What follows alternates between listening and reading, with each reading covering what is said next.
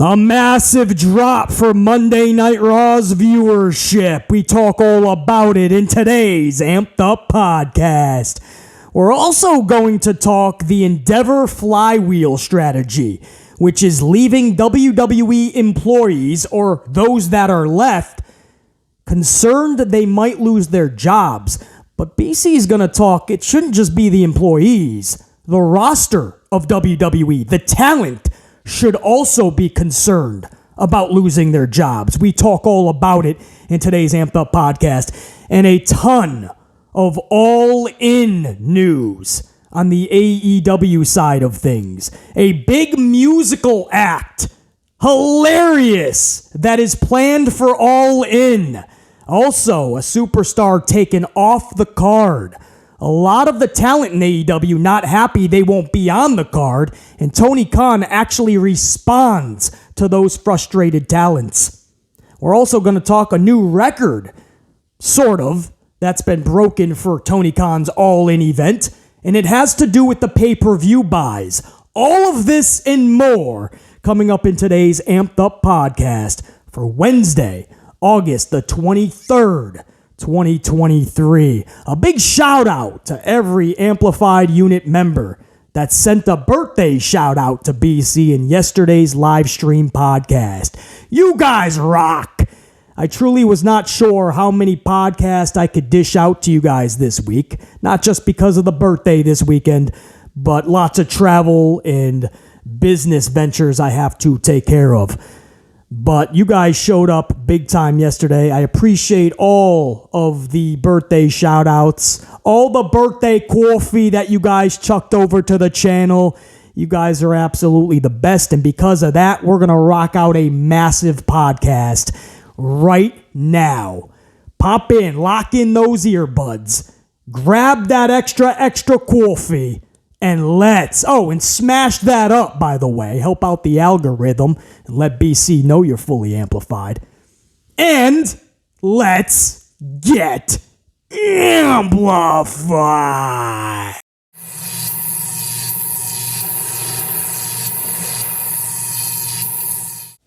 And we'll start with the Raw rating this week. We'll rip the Band-Aid right off, right from the jump. Monday Night Raw scored a 1.59 rating this week. 1.59 million viewers. That is down 170,000 viewers from just last week, which pulled a 1.76, which is obviously not good before the regular season. Not even preseason competition, and they pulled a 1.76 last week. Well, this week's Raw said, hold my coffee, as they produced an even worse show that lost 170,000 viewers. 1.76 last week, 1.59 this week. As we get closer to Payback, the pay-per-view premium live event, which as of right now, as of the recording of this podcast, is only 10 days away, they are losing upwards of 200,000 viewers. Only the January 16th Raw had a lower rating this year. That rating was a 1.49.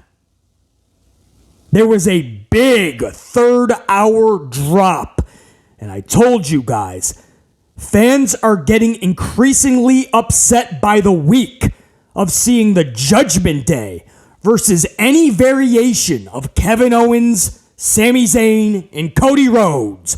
Or take one out and put in a Sethington Rollins. Or maybe it's a Matthew Riddle, Flip Flops Flanagan, Scooter McGee. Maybe he's tagging up with Owens and Zayn to take on the Judgment Day. But if you saw the podcast, you listened to the podcast just yesterday, that live stream, BC dropped so many facts that in the 4 months since WrestleMania, in some variation, Zayn and Owens have been taking on the Judgment Day 12 different times. That means 12 weeks. 4 months.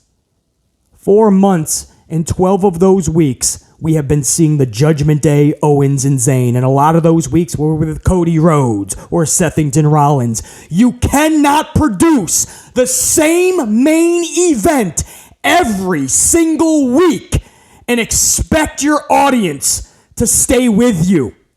And you are now wondering as a company how you fell to 1.59 before the regular season of Monday Night Football in the NFL. You're wondering why your third hour dropped so considerably. Are you seriously shocked?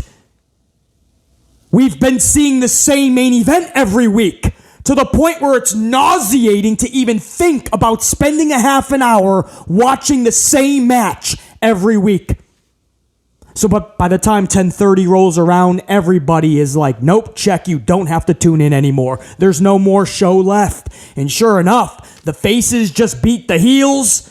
Judgment Day retreats. No reason to look at them as a badass faction anymore. The faces are celebrating to Canada. Sami Zayn is speaking French to his people. And we go off the air. Well, that's shit you see at a house show. That was nothing more than a glorified house show with nothing produced of relevance. And you are shocked that Raw pulled a 1.59? If you listen to this podcast on the Norm, you know not to be shocked. I've been preparing you guys for these numbers for this upcoming football season for a very long time. Now, I know you say, well, BC, there was a really good preseason game on. Commanders and Ravens, and damn, they took it to the wire. I understand. I totally understand. That's the problem. This is a preseason game. Most people not even tuning in from the jump of this football game. And they're already getting a 159 rating against a good preseason football game. What do you think's going to happen during the regular season? Do you think there's not going to be a handful, maybe two handfuls of good regular season, when it matters, NFL football games competing with Raw? What do you think's going to happen? It's conceivable to now think that they're going to get a 1.3 rating at some point this season. Are we truly going to talk about a 1-2, which I never would have thought of until at least 2026, given the trajectory? 2025, 2026. Are we really going to dip to 1-2, 1-3 for this NFL Monday Night Football season? Because preseason already got them on the ropes at a 159. And I don't even use that as an excuse, by the way. This was just a poor show.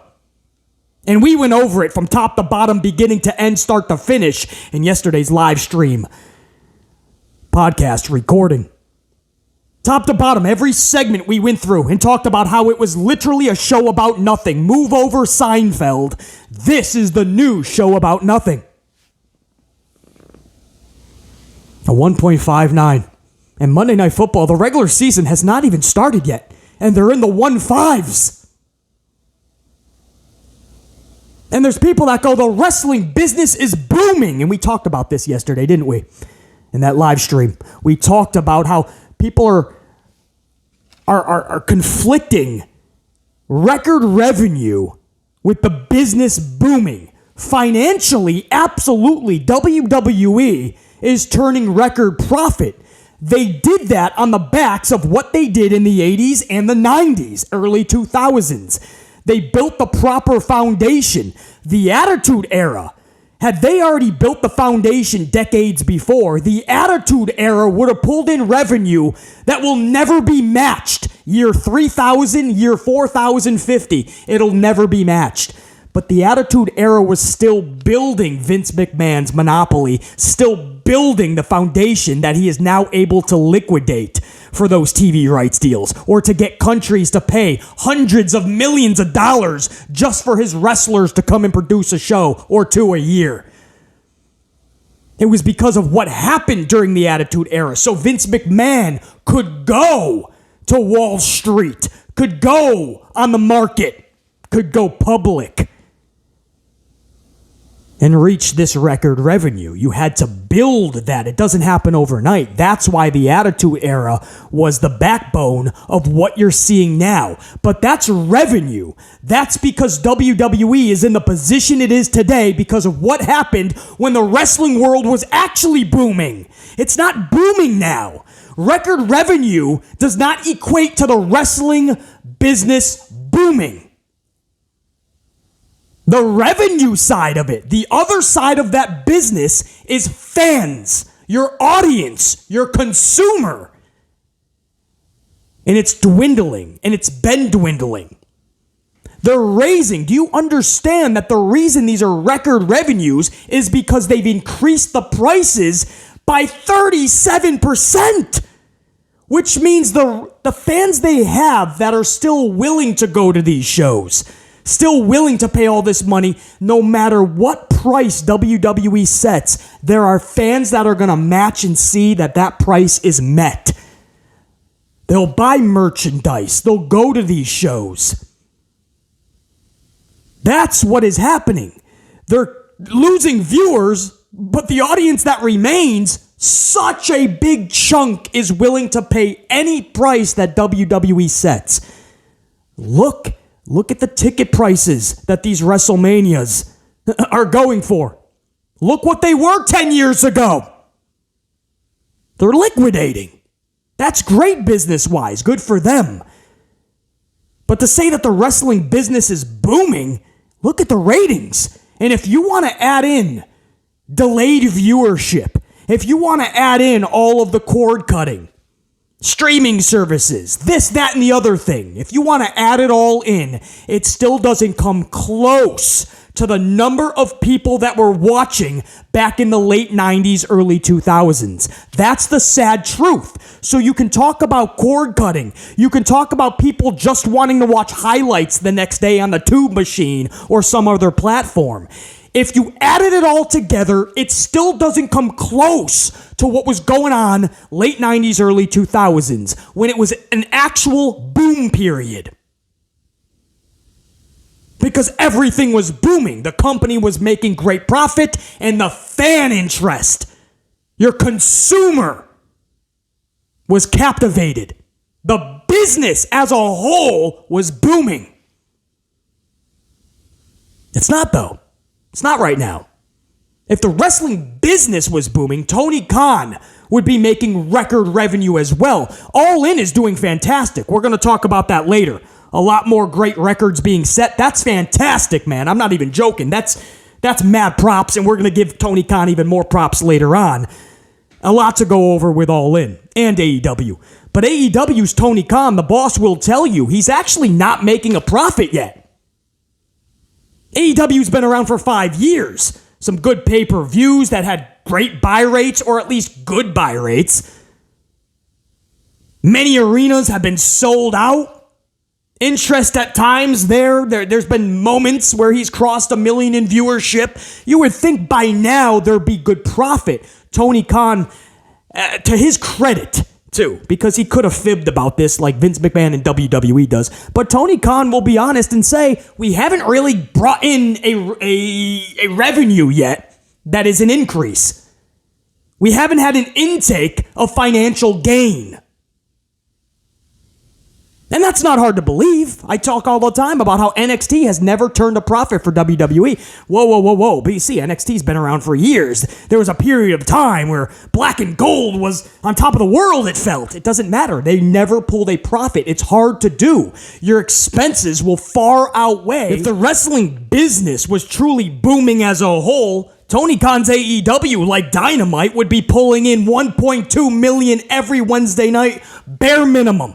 Bare minimum, not 850,000 or 775. Some weeks they eclipse 900,000. No, they would be 1.2 bare minimum.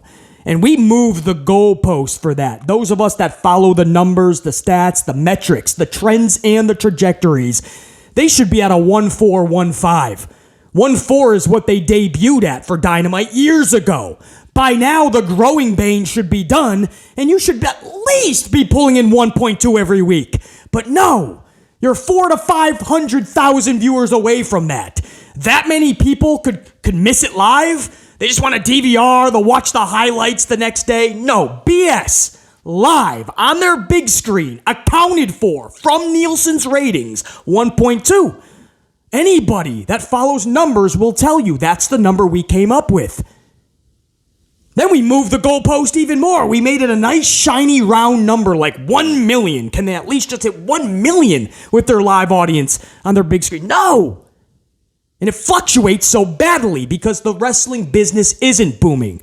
It's not must-see TV. It's whenever I'm free TV. Oh, I'm home on a Wednesday night? I'll turn on Dynamite. Oh, it's Tuesday, 9:15 p.m. Oh, you know what? NXT's been on for an hour. Let me tune it on. Let me see what's up. Monday Night Raw, right before it's over, 10:45. Oh, yeah, Raw's on tonight. Let me check out a segment. Let's see how it's ending.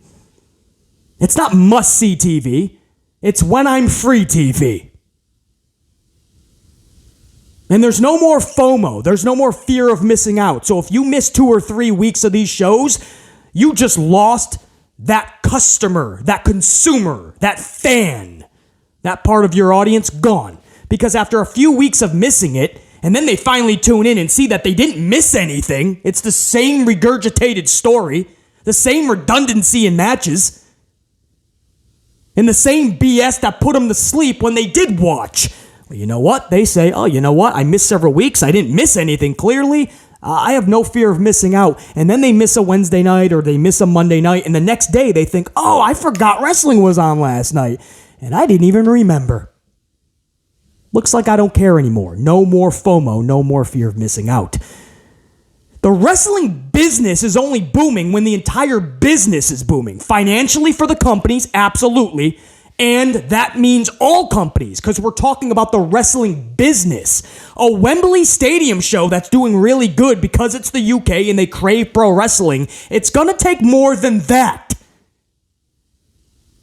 Once AEW and other promotions start turning a real profit, a real intake in profit, then we can start the process of talking about the pro wrestling business booming.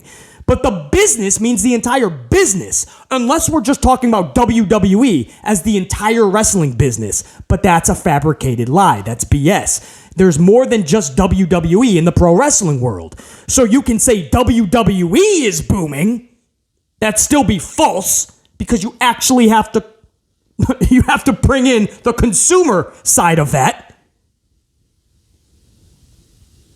But to say the pro wrestling business is ready for a boom period, that would mean every company has to be bringing in profit as the new trend and trajectory. That's not the case with any other company aside from WWE. Even Tony Khan admitted they're not pulling in that profit yet.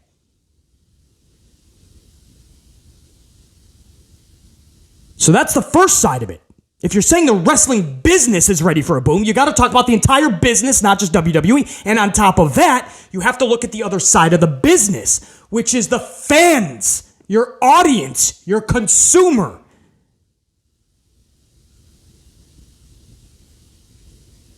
Is there more of them or are they dwindling? Are you making record revenue because the dwindled audience that you have left, they're willing to pay double, triple, and quadruple what they paid 10 years ago? That's the case. I've done the research. I looked at the numbers. I did my due diligence. You're liquidating the fans you have now. That's only going to work for so long with WWE. I told you guys a couple years ago, the way they're going and how many fans they're losing, I said, at most, they have one big TV rights deal left to bring in a good profit from the new TV rights fees. If they're lucky, they have one left, and that's this next round.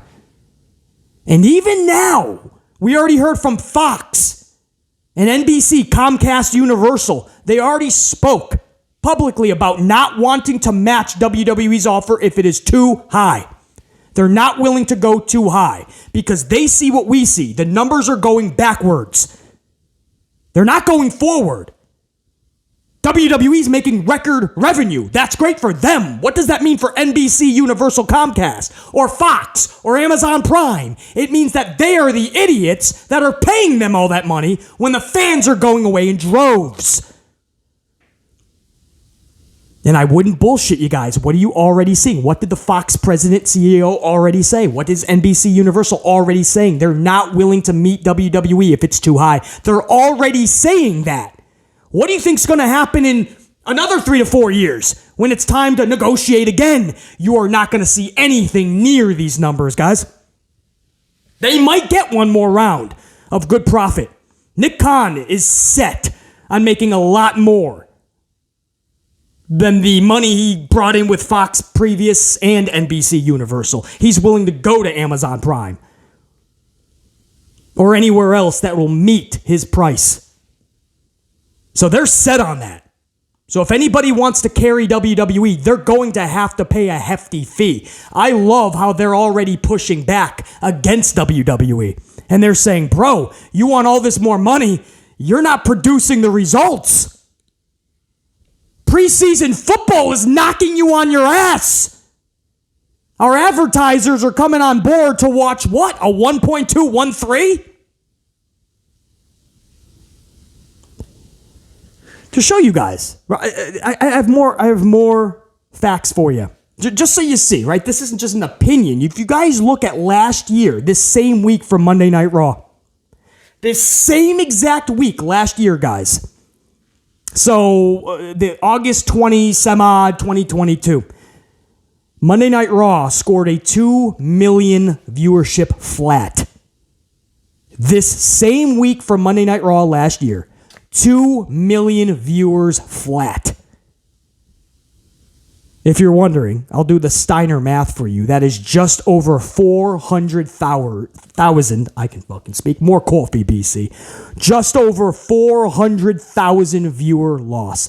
400,000 viewers chose not to tune into this Raw from just last year this week. And I don't care. Maybe a lot of them watched highlights the next day, BC. A little bit more delayed viewership. Maybe they're going to watch it tomorrow. Maybe they DVR'd it, BC, huh? That's the problem. They no longer care enough to watch it live on their big screen. It's not accounted for. You could say that's the way the world's going anyway, BC. That's bullshit. That's absolute major bullshit. NFL is up 10%. BC, that's football, man. Come on, man. Nothing beats football. Bullshit again. I'm calling out more bullshit. WWE RAW, WCW Nitro beat the shit out of football back in the day. Beat the shit out of football. They didn't take chunks. They ripped NFL apart. They didn't just dig into the NFL's rating. They fucked it up. What do you mean nothing beats NFL? Try to beat it then. Compete. Produce great shows. Make us care to watch live. Why? Why are we talking about, nothing beats NFL, basically, but it did years ago? Now all of a sudden, nothing beats it. Now all of a sudden, we're so quick to rest with mediocrity. We're so quick to sit on our fucking hands and do nothing. And just accept defeat until the NFL is over. Well, the regular season hasn't even started and they're already back into the 1-5s. It was not long ago where people were saying, BC, don't worry. When football's done, they're going to be right back to 2-2 and eventually 2-5, BC. Relax. And I said, well, there's no reason. Nobody's not relaxed. Even when we're amplified, it's professional wrestling. Nobody's that worked up. But let's talk about facts. There's no indication that they're going to get that audience back once football is gone. Sure enough, football was gone, and they were having trouble even getting back to 2 million. I think they only hit 2 million a couple of times since football's been off the airwaves. And it might have been around WrestleMania and maybe SummerSlam.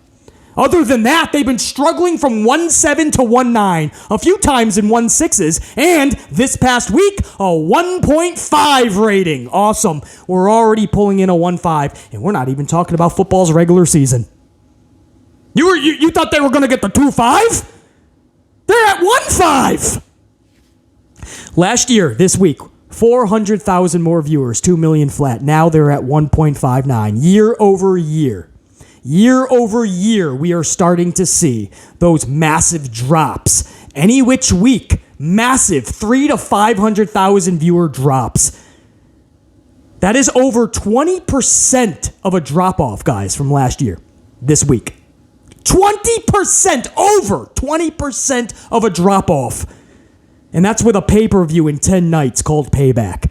As we get closer to the go-home show, we're losing upwards of hundreds of thousands of viewers. This is what the problem is. And everybody, or not everybody, most people see this. There's that sector of fans that just turn a blind eye and truly believe the wrestling business is booming once again, or it's on the precipice of booming, because WWE is pulling record revenue, and now that All In is producing a really good attendance and getting the record for attendance, and that ticket sale money is pretty good at 10 mil. Now we're talking about the wrestling business really booming. The shows completely suck. Did you watch Monday Night Raw this Monday? Or did you save yourself and not? That would be for the best. The shows suck. The ratings are in the tank. They've been in the toilet. Fan interest is at an all-time low. Nothing to be interested in or intrigued with. If that's a boom period for you because Vincent Kennedy McMahon is making really good money, that's not a boom period for BC and many of us. And these ratings finally show you everything that BC has been telling you. It validates it, yes, but it's not a pat on the back. I want the shows to get better. I want the companies to do better.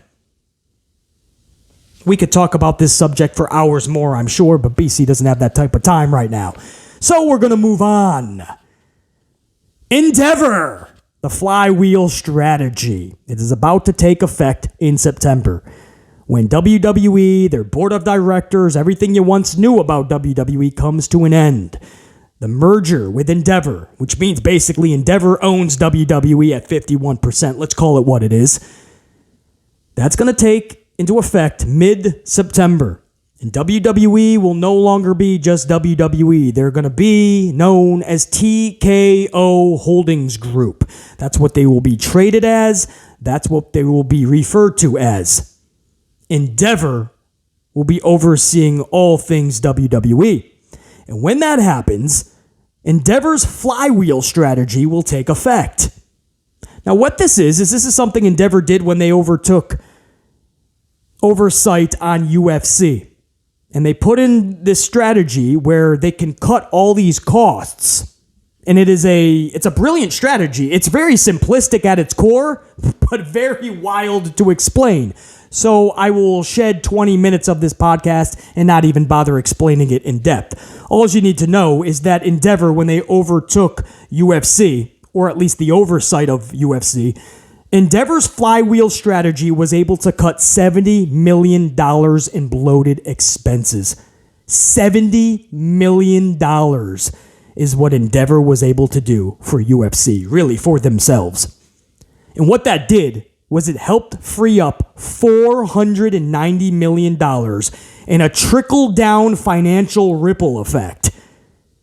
So that $70 million from the cost-cutting through the flywheel strategy was able to free up $490 million elsewhere in that trickle-down financial ripple effect. How cool is that? All it takes is simplistic brilliance, people that know what they're doing, and get the job done. And you free up $490 million. Now, the problem with WWE, because this same strategy is going to be in effect, Endeavor has already confirmed this. And that's why you're starting to see reports, dirt sheets, talking about doom and gloom, I believe was the quote that I saw. WWE employees are ready for or expecting doom and gloom in job cutting or losing their job. Why are they just realizing this now? BC has been prepping not just my audience, but anybody that works in WWE's headquarters and talent, the roster. I've been preparing you guys for this for months. Just now, you're starting to realize, oh, we could lose our jobs. You should have saw this coming, because the problem with WWE and Endeavor doing the flywheel strategy with WWE is that WWE already shedded a shit ton of their expendable employees while positioning themselves for the sale/merger. You guys remember when Nick Khan said they were listening to offers? At that same time that Nick Khan said they were listening for offers, merger, complete sale, they weren't looking to sell, they said, but were taking offers. We know what that meant. And at that same time, we were hearing that WWE was consolidating their departments and even completely abolishing complete departments. And the ones that remained, they were trying to merge them together, consolidate. Basically, what they were doing was they were cleaning house. You do that in business when you're trying to pretty yourself up for a potential buyer. I told you guys this word for word, man. I told you I see what's going on. The consolidation, the releasing, the abolishing of certain departments. I said they're positioning themselves for a sale, not looking to sell my ass. And sure enough, months later, that's exactly what happened. We hear about the merger deal, which is really a buyout. It's 51% over to Endeavor. But the problem is that they already, to pretty themselves up, to make themselves sexy for a potential buyer, they already consolidated everything they could, and they completely abolished every department they could. They already did those cuts, releases, firings, I should say, because these were employees. They did all the firings. Endeavor will surely try to open up another 5 to 10% if possible, but there's only so much farther you can go. WWE still needs a lot of those operations, even under the umbrella of Endeavor. So where am I going with all this? Where do you think they're going to look to get all those other tens of millions of dollars? Because if you think they're going to get even $20 million from employees that are left at the new headquarters in Stamford, Connecticut, because they moved across the street. They're now in a different, a whole building, guys. WWE headquarters is not where it once was. They moved. They're in a whole nother building. And it fits the people they have working for them now. Even if you cut another 10%, if you're lucky, how much money you think that's freeing up? You think that's freeing up $10 to $20 million? Absolutely not. And you look at what they shedded with UFC, which was $70 million. You think they don't want even more from a conglomerate like WWE? You think they ain't going to try to get $100 million? Bare minimum. 70 from UFC. And you think 10 to 20 million measly figure from employees that are still left, which I don't even think they're going to get 10 to 20. So where do you think they're going for it? It's going to be the talent. It's going to be the roster. So you talk doom and gloom for the employees. They should have saw this coming for months and already knew their job was most likely coming to an end, or at least be ready for it. It shouldn't just be a month beforehand. That's on them if they didn't see this coming. But it's more than that. And we've talked about this. It's the talent. It's the roster. They should be looking now and saying, oh, wait, where are they going to get another $60 to $80 million bare minimum? It's more like 70 to 90. Where are they going to get that? Oh, yeah, that's us. We are the expendable income. Or the expendable finances that need to be taken care of so that Endeavor gets the goal or reaches the goal that they have set for themselves. It's going to be the talent. $500,000 contract here, $750,000 here, $1.5 million here. And I'm not talking little. Your Drew McIntyres aren't even safe at that point. Your multi-million-dollar contracts with people that barely raise an eyebrow. That's why we call him, unfortunately, we like the dude, we want good booking, he's such a good dude, but we call him Drew Snoozentire. What's he doing on Raw? Playing with fingernails, right? McGee over there? Flip-flops Flanagan?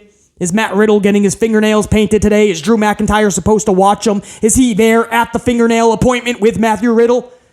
What's Drew McIntyre doing? Bobby Lashley with his bootleg Hurt Business 2.0. What's Bobby Lashley doing? Is he worth the $2.5 million that he's going to be getting here? No. Endeavor has to look at this thing and say, well, two wrestlers right here that don't do anything. And we like Bobby Lashley. Trust me, it pains me to say this. But that's $5 million right there between two individuals that don't even raise an eyelash to most of the audience. Sadly, as sad as that is to say. You think they won't hesitate to abolish NXT that still to this day doesn't bring in a profit? And depending on what type of rights fees they get on the next deal, you might not see NXT if it's up to Endeavor. That's why you're seeing main roster talent and them trying to inflate the numbers and the ratings so they can get a sexy deal. If they don't, they'll abolish it. Doesn't bring in a profit. And that's a lot of people losing their jobs, talent, roster. This flywheel strategy works for business. It's going to absolutely hurt, ravage the roster, not just employees. But the wrestling business is booming, BC. No, WWE's making record revenue. Endeavor now at 51% ownership, and with this flywheel strategy, they'll make record revenue. Good for them. That's part of the business. It's not the complete business. The consumer is also part of this business. When we say words like the wrestling business is booming, we mean that the fan interest is at an all-time high, for instance, right? People are coming to the product in droves. That's what we mean. It's not just the revenue that a company is making, and I promise you, it's a company. Even with Wembley Stadium, as we just talked about, Tony Khan admits they're not pulling in revenue. So obviously nobody else is. MLW is not. GCW, the local bingo halls. No, the business is not booming. WWE is, because they're liquidating the audience they have left. Big difference.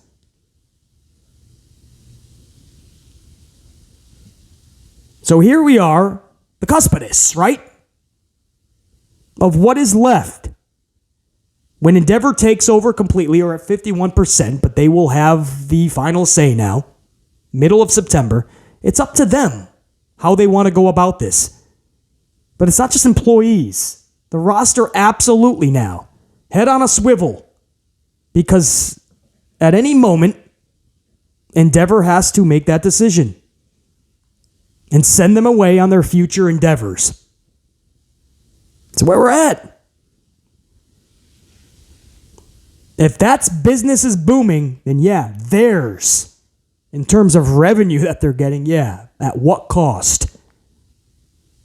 You say it'll be better for some of these wrestlers to get away from there, but how many people can Tony Khan possibly take in? His roster's already bloated to the point where it's actually concerning. We're going to get to that, man. A lot of that roster for Tony Khan's pissed off because they didn't even get on the Wembley show. We're going to talk about that. Tony Khan actually commented on that, responded to that.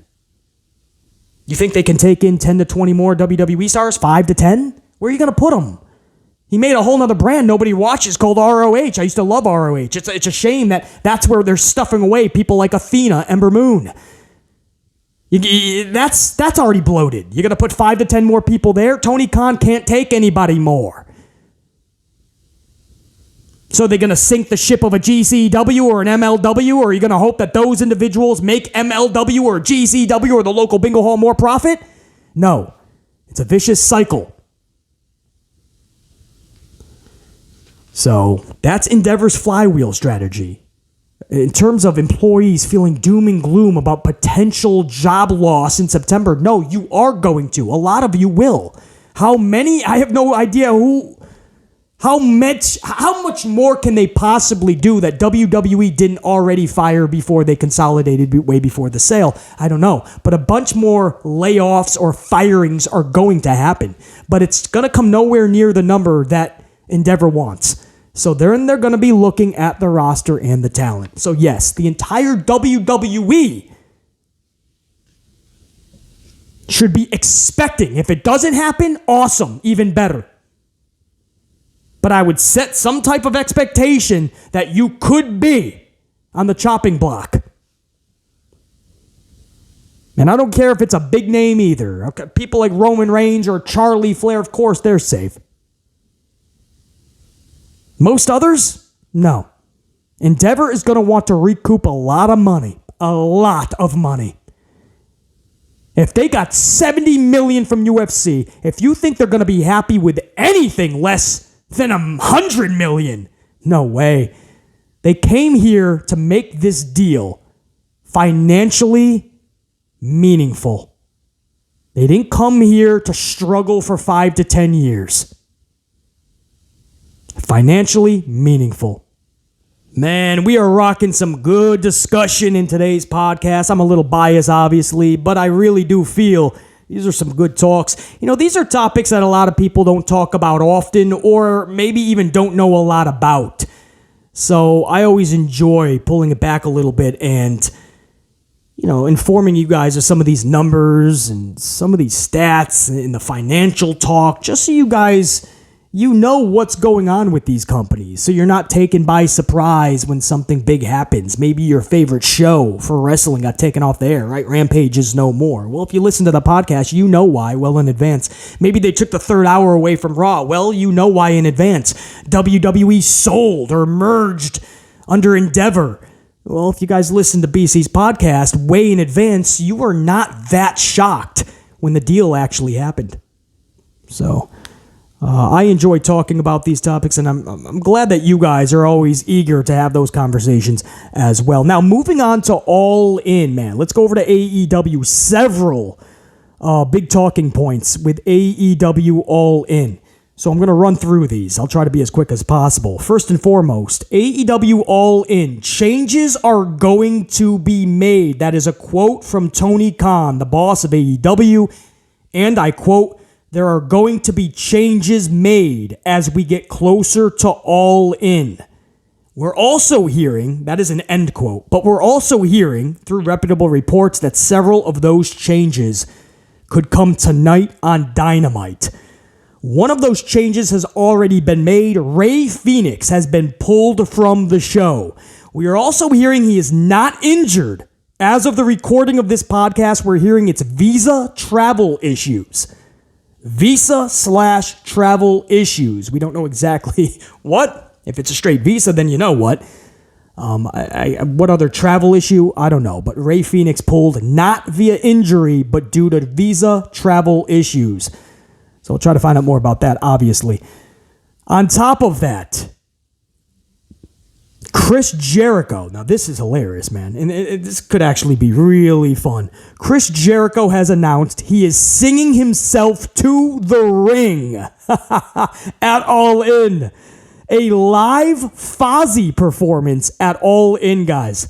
So you got to believe that's the entrance for... I mean, is he going to sing his song and then a few matches later go to the... No, I think he's going to sing himself to the ring. Fozzy, a live Judas performance. That's funny, man. I don't recall ever seeing... Well, you know, you got the R-Truths and shit that sing himself to the ring. So I guess that wouldn't be a first. But Chris Jericho singing Judas to the ring for his own match. That's been confirmed. That announcement was actually made from Jericho, guys. Also, even more news with All In. Over 90,000 pay-per-view buys already pre-ordered for All In. This is per Tony Khan's quote. So I'm taking them at face value, at word value. Double or Nothing wound up just under 140,000 as a finalized number. Just under 140,000. So over 90,000 already pre-ordered. You still have Thursday, Friday, Saturday, Sunday. You still have 4 nights. And of course, most of these pay-per-view buys will be on the weekend of. So I'm looking at this bare minimum to pull 150 to 160, which would be 10 to 20,000 more than Double or Nothing. So that may not seem that massive to you guys. You're hearing 85,000 tickets sold. Pay-per-view buys will be 200,000 plus. Not the case. We know that Wembley craves pro wrestling. We knew it was going to be a big number. I thought maybe 50,000. 85 is absolutely wild to even conceive that notion, but that is so awesome for AEW. But that's not necessarily going to translate to like the States, for instance. And you can see that in the ratings. Look at the ratings. Dynamite has been consistently roughly around 850,000 in the ratings the last several weeks. But All In was supposed to be creating all this buzz, right? The wrestling business is booming. Well, here in the States, it's exactly the same for AEW, consistently right around 850. So just because Wembley is selling out and then some, and they're having a really good ticket sale and attendance date for Wembley All In, that does not translate to other metrics and markets, is my point. So, no. Pay-per-view buys were not going to catapult over 200,000.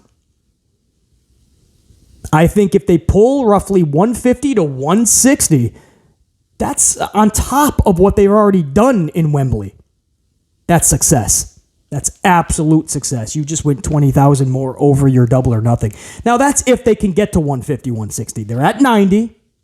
They still have to pull another 60,000 pay-per-view buys. They have 4 nights to do it.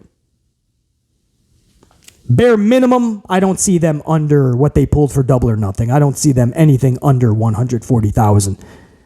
So that is another big number, though, man. They're closing in on 100,000 pre-ordered pay-per-view buys already. Now, also, more news with All In. Tony Khan confirms that talent is upset. There are some talent that is upset. That's a report that we heard, very reputable, that talent was not happy about how Tony Khan went about All In. How he just rushed all these matches. They didn't know. A lot of the talent didn't know what they were doing. A lot of talent thought they were going to be on the show. The weeks started passing by. They were hearing nothing. And then all of a sudden they realized, oh, we're not even on the show. And you told us last minute. So we started hearing that a lot of talent was upset that everything seemed to rush. Tony Khan didn't go about it the right way. And a lot of these talents aren't even on the show. Tony Khan confirmed that. He was asked a question about it. Tony Khan confirms that, yes, talent was upset. But he says putting together this type of a card, it's very hard. And it can be frustrating at times because you are trying to pencil in as many talent as you can, but you also, I'm paraphrasing a little, but this is almost a quote. He says, you also have All Out a week later that we're trying to make massive and there still is great buzz about. So what he is telling you is he's also trying to put talent that might not be on Wembley. He's going to give them that spot at All Out 1 week later from All In. Does that sound familiar, guys? That's what WWE did for SummerSlam. For instance, like Rhea Ripley and Raquel Rodriguez, or Becky Lynch versus Trish Stratus. 2 matches that last minute got pulled from SummerSlam, and they're both 2 of only 3 announced matches for Payback, and that's in 10 nights. 10 nights is Payback, and you only got 3 matches confirmed. 2 of them are people that weren't even on SummerSlam. And I think Shinsuke versus Seth is the only other match. I don't even know if Shinsuke was at SummerSlam. So you just have a lot of talent that wasn't at SummerSlam. They're going to be part of Payback. AEW, Tony Khan is basically doing that same type of business model. Yes, I can't pencil you in for All In, but look, over here, there's buzz for All Out, United Center, Chicago. You're going to be a big, big part of that show. And hopefully, he's able to sell that to these talents. But he did talk about it at least, and that's saying something. Tony Khan doesn't always answer these questions straight up. He likes to decline, comment, or go into left field with a hockey stick and not even answer what the question was. But for this, he said, yes, it's extremely frustrating. It's very hard and difficult to book these type of cards because there's going to be a lot of talent left off and they're not going to be happy. But he's trying to ease their frustrations by telling them there is still All Out a week later and we are going to try to put you on that show. So, again, we'll see. Maybe it worked. I haven't heard any reports that same talent that's frustrated is even more pissed off today, you know? Maybe they're happier. It's like Becky Lynch. She's been doing the lemonade thing ever since she got removed from SummerSlam. You can tell she's just still not happy about that. So the next Monday night, she's out there with lemonade, turn lemons into lemonade. This past Monday, she has a lemon shirt on. So that's, these are messages to even Paul Levesque McMahon. I'm not happy about it. So, of course, any talent that's not going to be at Wembley performing, man, that's basically like their WrestleMania right now. Of course they're not going to be happy about it. I think what they're frustrated about, and we just touched up on this 2 minutes ago, is the fact that it was such last minute when they realized they're not going to be on the show. And that's because Tony Khan didn't even start announcing matches just a few weeks ago. Dynamite 200. So when you do that, man, and you keep your company, your roster in the dark for so long, yeah, that's going to raise frustrations. Intentions were already high, too. It wasn't just the Punk thing and the locker room was divided. It was the brand split, right? We heard that Punk only wants to work with certain people, so to ease frustration and tension, Tony Khan was going to basically make two different rosters. Now, because of the backlash from that report, he didn't actually do it technically, right? He didn't make a hard brand split.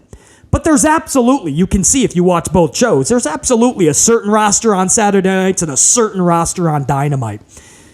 And what the roster was getting upset about was that they weren't being told anything. They knew for a fact that some type of a brand split was happening. But as we got closer to Collision, they didn't know what was going on. So it wasn't people like Matt Hardy and Luchasaurus and so many others, Britt Baker even. Britt Baker models herself as one of the locker room leaders for the females and one of the spokespeople for AEW, basically. And even she was saying, like, we don't know anything right now. All we know is there's some type of divide happening, some type of a brand split-esque going on, but we know nothing. And they were starting to talk about, like, we don't know what that's going to do with our schedule. Do we have to, are we going to have to, what do we have to move around? So that was a growing frustration. And then you see like pay-per-views like All In, and they don't know what they're going to be doing. Are they even going to be on the show? When a roster feels left out like that, that's one of the biggest things you can do to lower morale. You don't want to do that. You want them to be informed on shit, which means you have to have your ducks lined up in a row way in advance. And when they're not, the ripple down will happen to your roster. The other bad thing you can do is what WWE does. Vincent Kennedy McMahon and Paul Levesque McMahon, left and right, lie to your roster, lie to your talent. That will also bring the morale down faster than anything else. So anyway, that's TK confirming, yes, there is talents that are frustrated, but he's easing those frustrations and tensions by saying, hey, there's a big pay-per-view 1 week later, and we will try to put you on that card. So that's all of the all-in notes that I have. Again, a lot of it, man. Chris Jericho singing himself to the ring. Rey Fenix pulled from the card. Tony Khan, yes, there's frustration within his roster right now, but he's trying to ease those tensions going into All In. And Tony Khan also confirms there's going to be even more changes coming, possibly even tonight on Dynamite for the All In card. We don't know if that has to do with Cash Wheeler, for instance. We know his legal troubles as of recently. So I don't know. Left and right. I think it's also going to be the match card. I think that Tony Khan is going to pull maybe a match or two, or maybe add a match or two. Either that the matches he has right now is going to go too long, and maybe he wants to give more match time. Sometimes it's quality over quantity.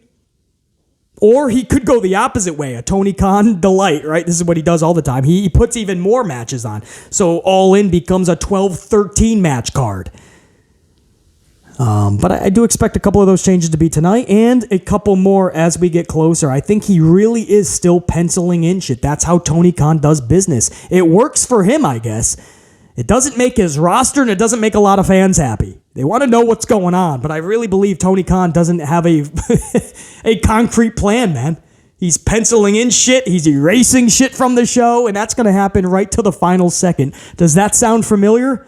VKM, man. I know, BC, don't compare him to VKM. But in that respect, constantly changing things or putting things in last minute, they are actually the same, man. How funny is that? Or scary to think about. Listen, The Amplified, man. I thank you guys so much, man. Again, for all the birthday wishes over yesterday. Again, the birthday is coming up this weekend, but I didn't know how much content I was going to be able to give you guys this week, so we celebrated it yesterday during that live stream. So I appreciate the birthday wishes, man, big time. And I appreciate you guys always listening in, even when it's audio format only, when we're traveling or conducting business elsewhere. You guys rock out every single minute, every second of these podcasts. So because of that, it makes it fun, and it keeps BC rocking these podcasts out. So until next time, and there will be a next time, man. We got All In, All Out. You got Payback coming up. Hopefully a big SmackDown on Friday night. A lot more content to come, and BC will be rocking it all out for you guys, man. All right, that's that. Until next time, and there will be a next time. Top guy, I'm out. BC saying deuces, oos. No, I'm just playing. I'm playing. BC saying check you. Peace.